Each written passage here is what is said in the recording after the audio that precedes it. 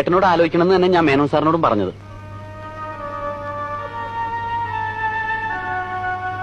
ഞാൻ എന്റെ ഭാഗ്യാന്ന് എല്ലാരും പറയണേ. അല്ലെങ്കിൽ പിന്നെ മേനോൻ സാറിന്റെ മോളെ എനിക്ക്, അതും നമ്മളോട് ഇങ്ങോട്ട് ആവശ്യപ്പെടുക പറഞ്ഞ നമുക്ക് സ്വപ്നം പോലും കാണാൻ കഴിയാത്ത ബന്ധ. നീ എന്ത് നന്ദികേടാടാ ഈ പറയണേ?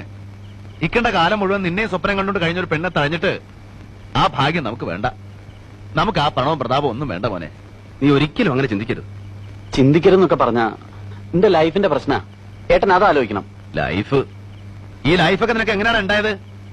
ആ തന്തയുടെ മോളെയും വസ്തു വിറ്റ പണമില്ലായിരുന്നെങ്കിൽ ഞാനും നീയൊന്നും ഈ സ്ഥാനത്തില്ല. എന്ത് കൊടുത്ത് വീട്ടുകൂടെ ആ കടം? ആ കടമയും കടപ്പാടും ഒന്നും മറക്കരുത്. അത് മറക്കൊന്നുമില്ല. എന്ന് വെച്ച് എന്റെ ഭാവി എനിക്ക് നോക്കണ്ടേ? പണ്ട് ചെറുപ്പത്തില് കളിയായിട്ട് എന്തൊക്കെ പറഞ്ഞു എന്നല്ലാതെ വേറെ അങ്ങനെ ഒരു വാക്കൊന്നുമില്ലല്ലോ. വാക്കില്ല. എന്തിനാടാ വാക്ക്?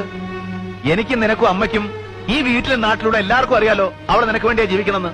പിന്നെ അതിനിപ്പോ വാക്കുടമ്പടിയൊക്കെ വേണം. ശരിയായിരിക്കാം, ചെറുപ്പത്തിൽ അങ്ങനെ പലതും പറഞ്ഞിട്ടുണ്ടാവും. പക്ഷെ ഇപ്പോ എനിക്ക് എന്റെ നിലയും വിലയും ഫ്യൂച്ചറും ഒക്കെ നോക്കണം. അഡ്വക്കേറ്റ് രാമൻകുട്ടി മേനോന്റെ സണ്ണിലോ ആകാന്ന് പറഞ്ഞ എനിക്ക് കിട്ടുന്ന നിലയും വിലയും സോഷ്യൽ സ്റ്റാറ്റസും എന്താണെന്ന് അറിയാവോ?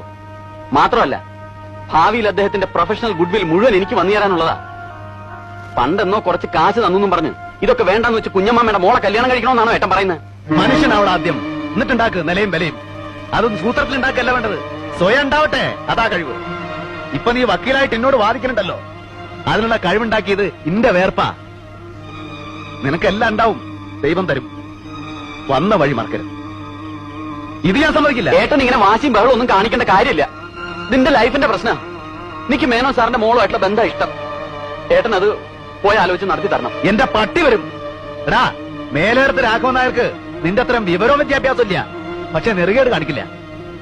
എന്റെ നെഞ്ചിൽ പിടപ്പുണ്ടെങ്കിൽ ഞാൻ സമ്മതിക്കില്ല. എന്നെ ധിക്കരിച്ചാൽ ഞാൻ പിന്നെ ഈ കുടുംബത്തെ കയറ്റില്ല. ഓർത്തോ? ആ കേട്ടോ അമ്മേ? അമ്മയുടെ മോൻ പറഞ്ഞത് കേട്ടോ? കുട്ടിയായിരുന്നു രണ്ട് അടി കൊടുത്ത് ഞാൻ അനുസരിപ്പിച്ചാന്. ഇപ്പൊ ഞാൻ എന്താ ചെയ്യാമ്മേ?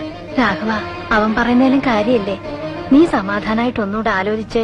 ഓ, അമ്മയും കൂടെ അറിഞ്ഞിട്ടാണല്ലേ?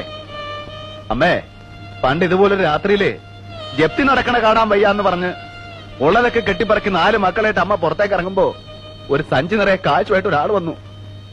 അന്ന് അമ്മ പറഞ്ഞു കുഞ്ഞമ്മാമ നമ്മുടെ ദൈവാന്ന്. പിന്നെ ആ കുഞ്ഞമ്മാമയുടെ മോളോട് അമ്മ തന്നെയാ പറഞ്ഞേ, എന്റെ വിജയന്റെ പെണ്ണാ നീന്ന്.